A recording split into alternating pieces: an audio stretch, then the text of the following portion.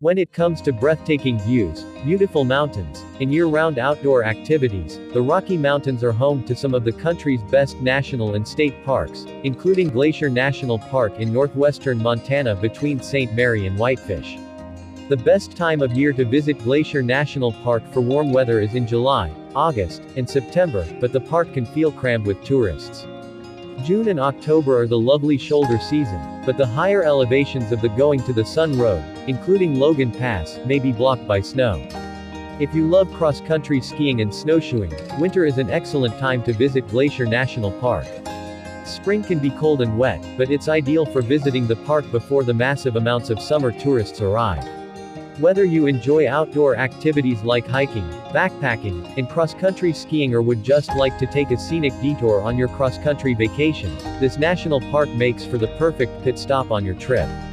When it comes to things to do in Glacier National Park, the activities and events largely depend on the time of year you're visiting.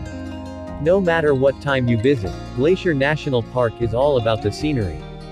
Called the crown of the continent and the backbone of the world, the sharp peaks and steep valleys in this section of Montana combine with clear waters and wildflower-filled meadows to yield spectacular views.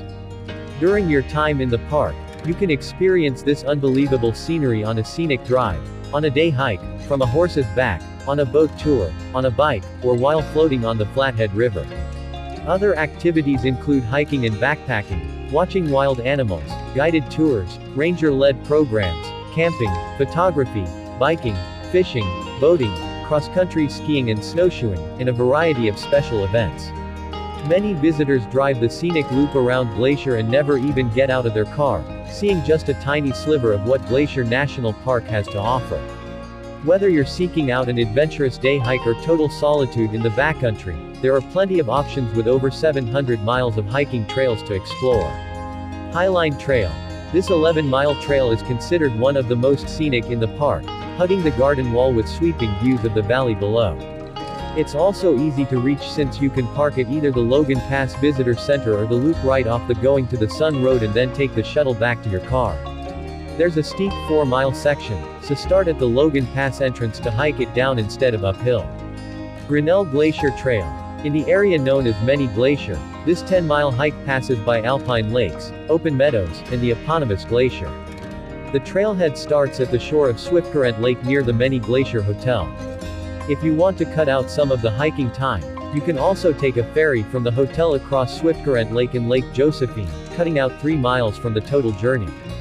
St. Mary and Virginia Falls. For a no-sweat hike with a big payoff, you can reach 2 different waterfalls just 3 miles from the trailhead.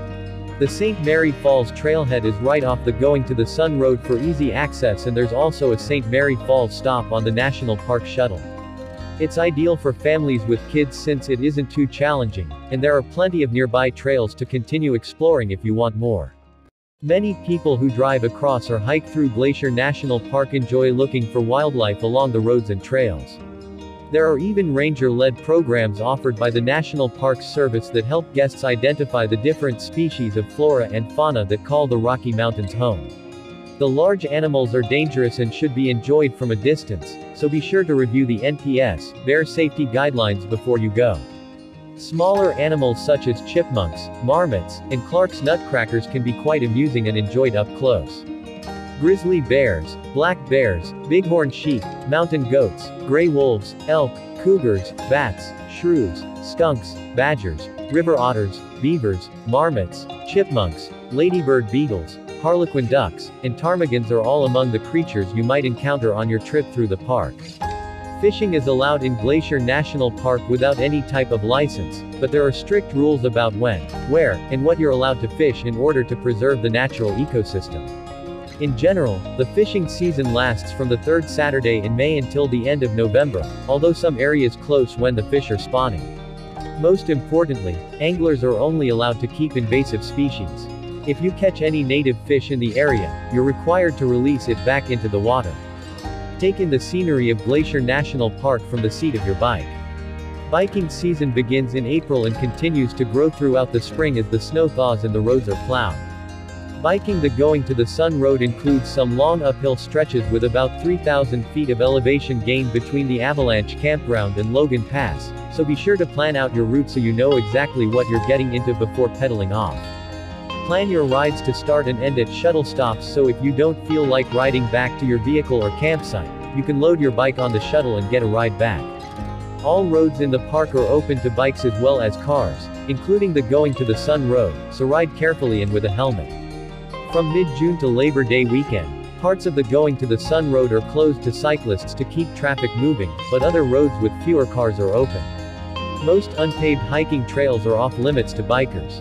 While any drive through Glacier National Park promises to be scenic, the most famous route is practically synonymous with the park itself, the Going to the Sun Road. This 50-mile route begins at the west entrance of the park in West Glacier, Montana, and crosses the Continental Divide before exiting in the town of St. Mary. It takes at least 2 hours to complete if you drive straight through, but factor in a few extra hours for photogenic viewpoints, picture taking, and impromptu hikes. Driving the Going to the Sun Road can be nerve-wracking for several reasons, but mainly because it's a narrow, two-lane road with steep drop-offs. Also, traffic often backs up for summer road construction or wildlife, making progress across the park slow, and parking at turnouts and visitor centers is limited. As a result, Glacier National Park offers a free shuttle service along the Going to the Sun Road to cut down on traffic. There are no gas stations along the route or within the park, so make sure you fill up before entering. The Going to the Sun Road is one of the most complicated routes to snowplow in the country, and the project takes months every year to fully complete. The exact dates vary from year to year, but the road is generally open from start to finish from the end of June to mid-October. Getting to Glacier National Park is a 3-hour drive from Missoula, which could be considered the nearest big city. However, there are plenty of accommodation options in the vicinity of the park in nearby towns like Whitefish or Kalispell. Firebrand Hotel. If you're not into the idea of roughing it, then the Firebrand Hotel in Whitefish is the most luxurious option around. The Cedar Building feels like a cozy cabin but with an elegant cocktail bar and a spa for winding down after a day of hiking. It's about 40 minutes to the west entrance from Whitefish. Cedar Creek Lodge. A favorite for families, the Cedar Creek Lodge has pull-out beds in the room, Wi-Fi to keep little ones entertained, and plenty of food options nearby for picky eaters. It's located about 25 minutes from the west entrance in Columbia Falls. Many Glacier Hotel. One of the hotel options located within the park boundaries, the Many Glacier Hotel feels like a European retreat nestled in the Swiss Alps. It's a historical building dating back to the railroad days in the 1910s, and the hotel holds onto its roots by limiting modern amenities like television or air conditioning.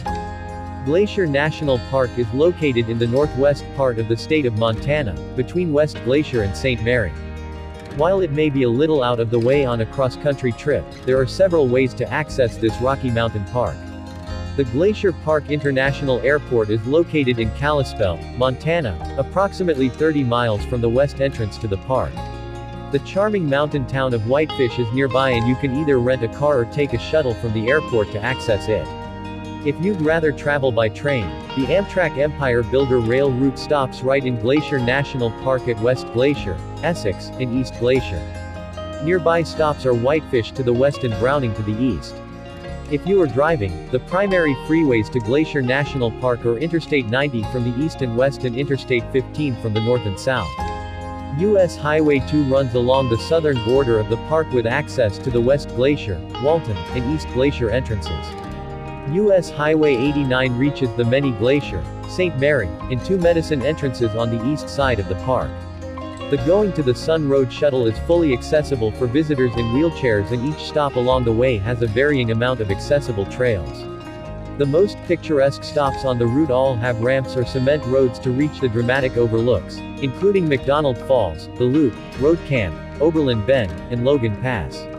Several campgrounds also have ADA-compliant sites that are available upon request. Other accessibility materials that are available with advance notice include large print brochures, handouts with Braille, and closed caption educational videos in the visitor centers. Visitors with permanent disabilities can also apply for an Access Pass, which is a free lifetime pass for recreation sites across the U.S., including all national parks.